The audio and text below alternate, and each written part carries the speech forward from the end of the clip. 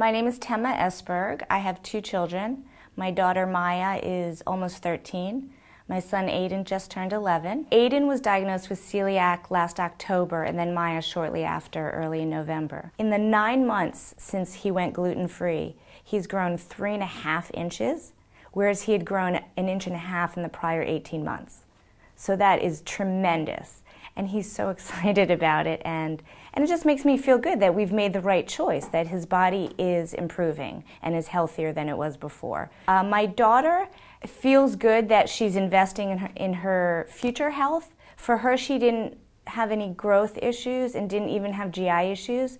In that way, I think she's an interesting story, because I think a lot of people assume if you have celiac, you're having some profound GI problems or stomach aches or profound growth issues.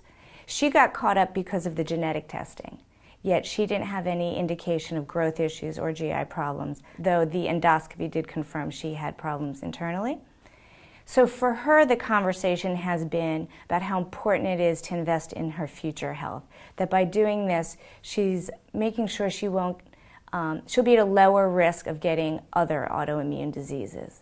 So that has been hard for her to wrap her brain around initially, but definitely has done it and really keeps the diet, and that makes her feel really good that she's investing in having a long-term healthy life. The hardest part initially for me as a mom was simply accepting that there was something wrong with my kids, that they were sick at all. That was sad for me.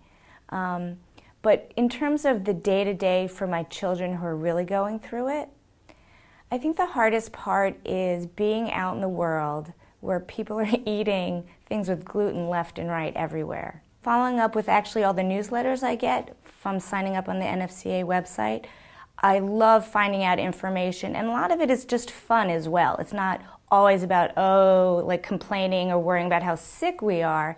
It's just about normalizing it and saying, okay, what are we doing at the summer barbecues? And I could read other people's stories or recipes, just suggestions for being careful. My daughter went to overnight camp this summer, which she'd gone to before, pre-celiac. So this summer, I was really concerned about her being away at camp and managing her eating. So some of the newsletters and articles that came up through the NFCA website very much helped me formulate questions for the camp, and also just kind of calm down about the options that might be there for her, and helped her learn how to advocate for herself, which I think has really been the key for us as parents, is making sure both our kids over time advocate for themselves, because I can't be there all the time to ask what's in everything they're eating. The world needs organizations like NFCA for many reasons: to bring awareness, to educate, to create bonds and normalize, and also provide a forum for asking, a safe forum for asking questions and exploring the topic of gluten-free eating and celiac disease. It plays a really important role in our lives. It really does. And like I said at the beginning of the process for us, I was really sad and surprised, and to know that there's a whole community of people out there.